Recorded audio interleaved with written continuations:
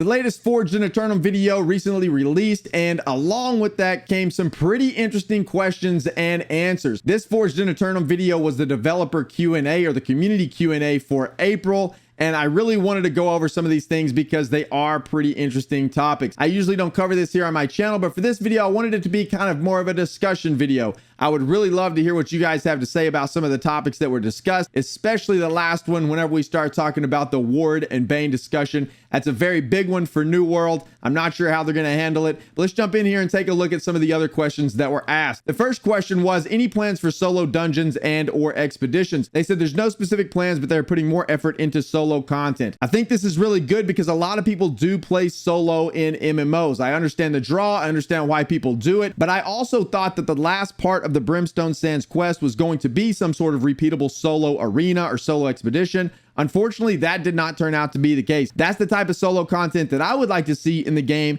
is some more challenging solo content. Something like a Maelstrom Arena from ESO, for example, I think would fit really well into New World and could give us something to do over and over as long as the rewards were there. So what do you guys think about solo content in New World? Would you like to see some solo arenas, some solo expeditions, or just more solo content in general, or do you just not care about that part at all? The next question was, any plans to revamp party UI to increase party visibility? This one is also a pretty big one in OPRs and in wars, and anytime you're in a party, it is very difficult to see your party. And they said, yes, this will be improved, but no dates to share. That is absolutely fantastic news, in my opinion. The next one says, what's being done to improve game performance? Said they are looking at performance, they notice it's an issue, and they are constantly working on it. So hopefully we'll see some performance improvement over the course of the year. The next question was, will you please add more Umbral Shards to the PvP reward track? This one I found a little bit interesting because they said they're revamping the PvP reward track levels 1 through 20, which I don't really know why they're doing just 1 through 20, and I'm not real sure what's going to happen if you've already completed the reward track or if you're beyond level 20. I don't know if that's going to be retroactively applied to people. I'm not real sure how that's going to play, so I found that one to be a little bit interesting and a little bit odd, to be honest. The next question was in regards to the Sandworm Elite trial that's coming up, and it said, will the Sandworm Elite trial have multiple tiers of difficulty? And they went on to say it's going to be accessible by everyone and it will be extremely difficult. This should be a true challenge for the players, and they want to make sure there's awesome rewards for those that can beat it. This is another one that I wanted to spend a little bit of time talking about because from my understanding, the Sandworm Elite trial is just going to be that. It's going to be a Sandworm arena basically with one boss. You go in there, you tackle the boss, but apparently it's going to be incredibly difficult. I would love to see some more traditional raids within New World. Some like Destiny 2 style raids that are rather long, that have some really interesting mechanics, that are very in-depth. That's the type of stuff that I think would be very fun to have in the game. I really hope that in the future they start iterating upon the Sandworm Elite trial, but to my understanding,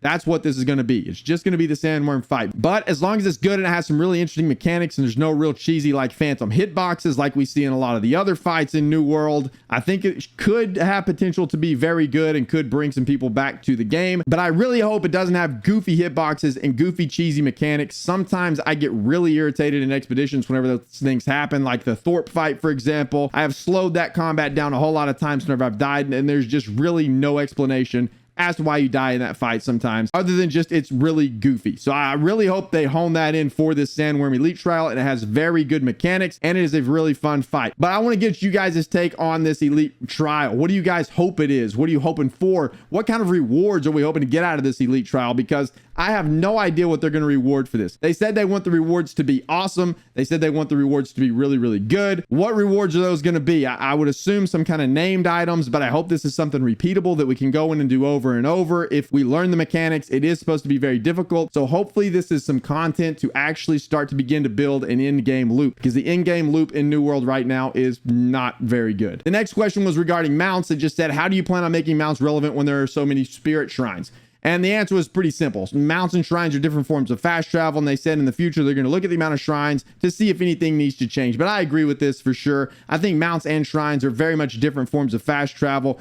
I agreed with their answer here. They basically went on to say that shrines are used to get you to a certain area, and then you can mount up to traverse within that area. And I think that's perfectly fine. I don't really see a problem with it, so I pretty much agreed with what they said. The next question was, could you bring back Twitch drops like the Indigo Flame or Golden Rage in the future? And they said there are plans to unvault some of the items that have been previously introduced into the game. And the next question, or not really a question, this was a little thing at the end whenever Dave came back on. He said the intensity of the enemy visual effects indicators in PvP are very strong. I very much agree. They are a little bit overtuned. The big bubbles, it just doesn't look great. And I think that's been a very big piece of feedback that the community has given since they introduced them into the game. It really doesn't look very good at all. So he said that they are going to be toned down in the next balance patch. So we're just gonna have to wait and see what that looks like. Hopefully those are going to be fixed and they're going to look really good. We'll see what happens there. Then here's the really big one. Here is the really big question. They said, are there any plans to remove Ward and Bane from the game? Scott went on to say that there's no concrete plans yet, but they agree that it is an issue. They may remove some, they might make some sort of other changes, but they're really unsure what the solution is just yet. They said it's going to be looked at very closely over the next few months. So I would assume we'll get some sort of announcement or some sort of changes possibly in regards to Ward and Bane's, but this one is a very big topic. A lot of players are ran out from the game, I think, because gearing in New World is so cumbersome.